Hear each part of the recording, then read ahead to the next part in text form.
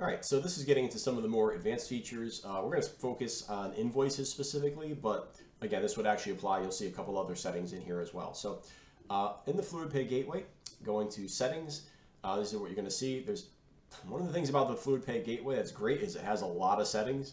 One of the things that's an issue is it has a lot of settings. So let me kind of walk you through this, show you what you got here.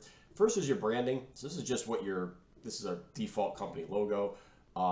Color schemes, different fonts that you're going to use, what font family, sizing, you can adjust all that here. Let's go over to required fields. So these are what are going to appear on your invoice, or the default is going to show you your virtual terminal, invoice, cart, or simple payments. They could all be set differently to have different required or optional or hidden fields. So going into invoice, for instance, I've got billing address line 1 is obviously required. Line 2 is optional. They may or may not have it.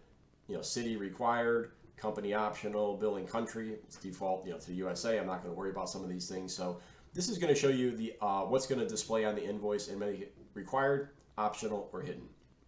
And then you just hit save to apply. Next, let's look at default values.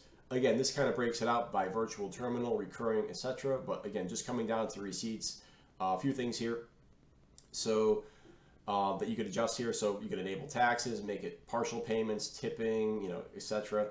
Hide different fields here. So for instance, hide empty fields on invoice. I would turn that on. Let me give you a quick example here. This is an invoice that I just sent to myself. As again, you can see as our company logo based on the settings there.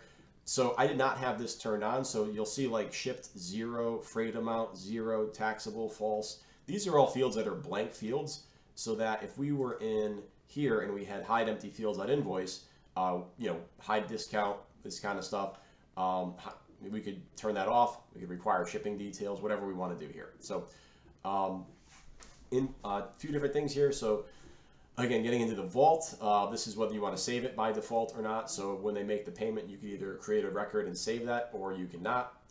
How do you want to send it? You could default, I usually send via email. Transaction type, so you could even do just an authorization, so you could just hold the card on file as opposed to actually doing a sale. Partial payments, whether you want to allow partial payments, and if so, by amount or by specific line items within the invoice. Subject line is a subject line of your email. By default, it's just going to say invoice from, but you could change that. Message, again, this is going to be in the body of the email. Your invoicing contact, so that's me in this case for our account. Line items, if you want to make default tax rates, what unit of measure you want to use. It's like I said, it gets into a lot here. But this is basic, settings on that for the invoices.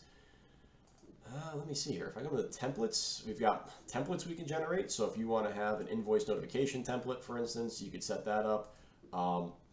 You could pull in different text within here. This gets, again, a little bit into the weeds, but we can go over this if you need to.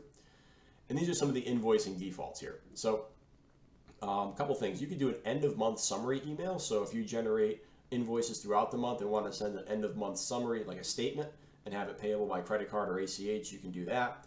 If you want to require customer invoice numbers, you can do that. Here's a couple of cool settings. Invoice reminder, 5 days before coming due and 5 days past due. So it'll send them a, hey, you have this is coming due soon. And then if it passes the date afterwards, and you could adjust all this to whatever you want. And then default due date. You have a due now, some different terms that are in the future. So those are kind of the basics of settings within, well, I guess the advanced settings within the invoicing. Any question on this, let me know. Like I said, I know there's a lot here, but the idea is just know that this is here, poke through it. Some of this stuff you could just adjust, test, and then see what it looks like. That's kind of how I work my way through a lot of it, so that you get it dialed in to actually work and function the way that you're looking to.